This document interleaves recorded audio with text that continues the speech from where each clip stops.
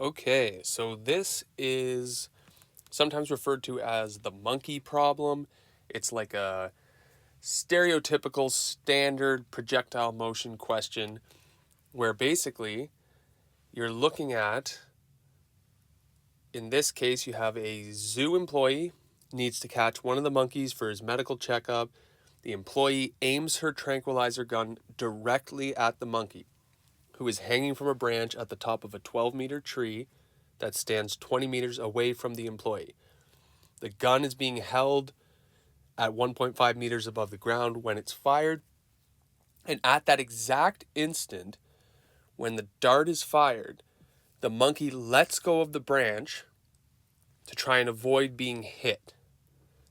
The question is, if it has an initial speed of 100 meters per second, the dart, will it hit the monkey or not? And you need to prove it with calculations. So step one is always to sketch out the situation. So in this case, we imagine the person is standing here holding this dart gun. Then 20 meters away, you have a tree, and there's a monkey hanging off the tree at a height of 12 meters. And we'll define the ground as height 0. The height of the release of the dart, so the gun is at 1.5 meters above the ground. We'll make this a little more realistically sized. And we'll give this person a head. Okay, so there's our situation.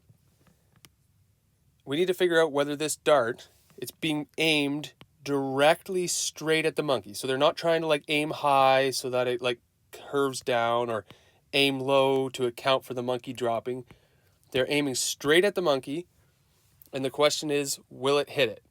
If at the exact moment that they release it, the monkey lets go of the branch it's holding on to and falls.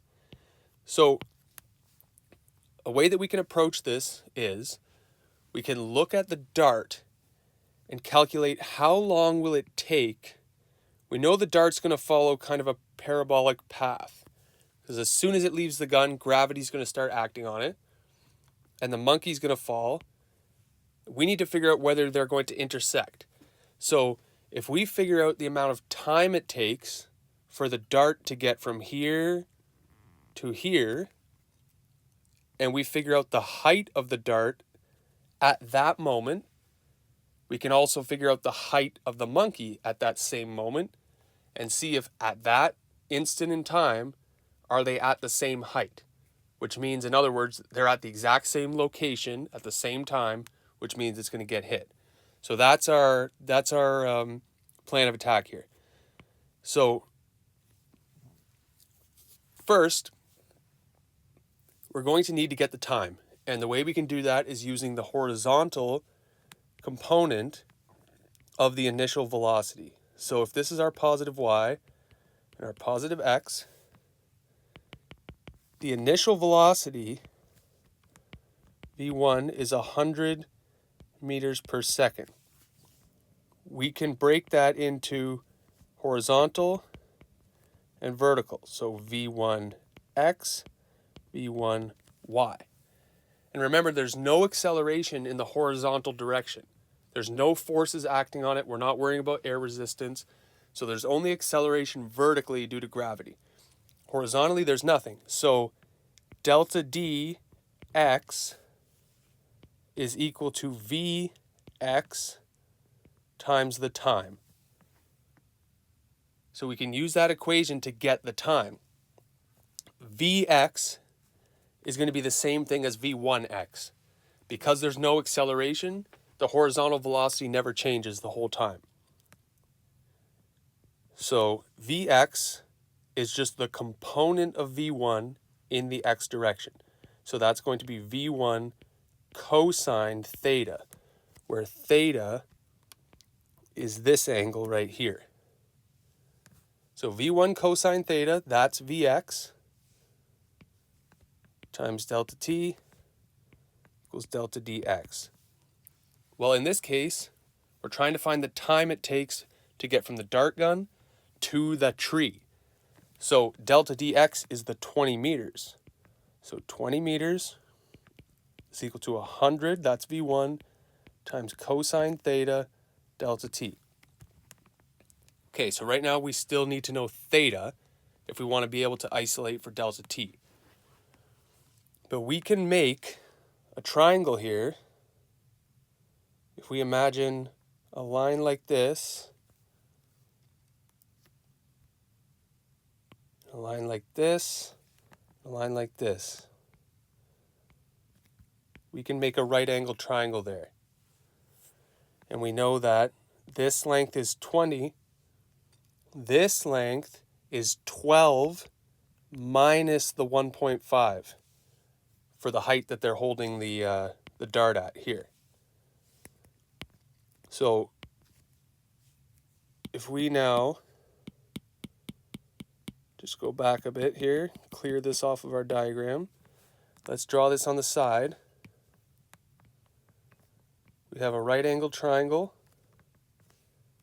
We have the theta that we're interested in, and we have 20 and 10.5.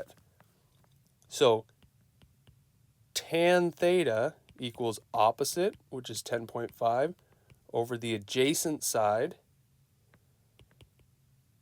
So theta is equal to inverse tan of all that.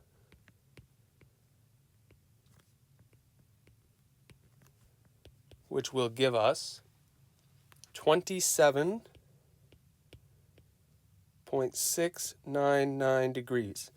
So I'm keeping some extra digits because I know we still have to do more calculations with this number, and I just want to round at the end. So now we can sub that angle in right here. So now you're going to have 20 equals 100 cosine 27.699 delta t, which means delta t is equal to 20 divided by all that other stuff. And that's just rearranging for delta t in that equation. And that will give you a delta t equal to 0.2259 seconds. And again, just keeping some extra digits for now. All right, so now we know the time when the dart is going to be right along this line where the monkey's falling. So what we want to know now is what height will the dart be at that moment. So if we go here,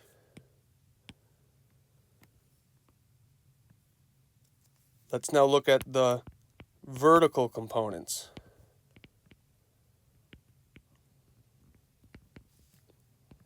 Specifically at this point for the dart.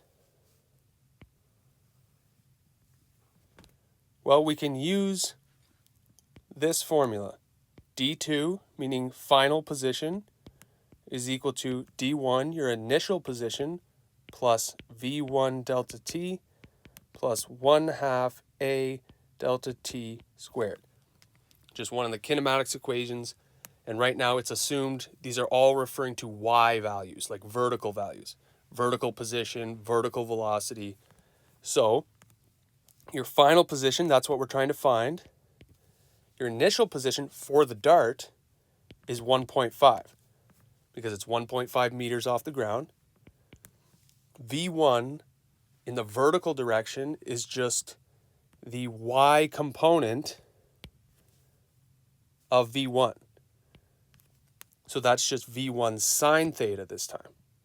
So that's 100 times sine theta. And we figured out that theta is 27.699 times delta t, which we've already calculated to be 0.2259 plus 1/2 times. Now remember, we've defined up as positive, gravity is down, so we have to make it negative. Negative 9.8 times 0.2259, the time again, squared.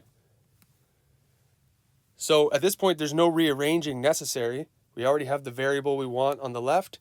It's just a matter of crunching all those numbers.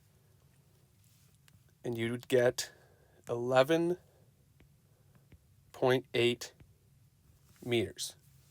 So that means at time 0.2259 seconds, the dart will be 11.8 meters off the ground. So now,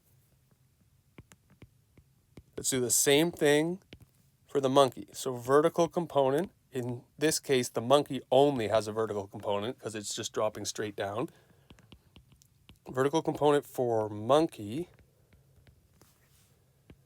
and we're going to do the exact same thing.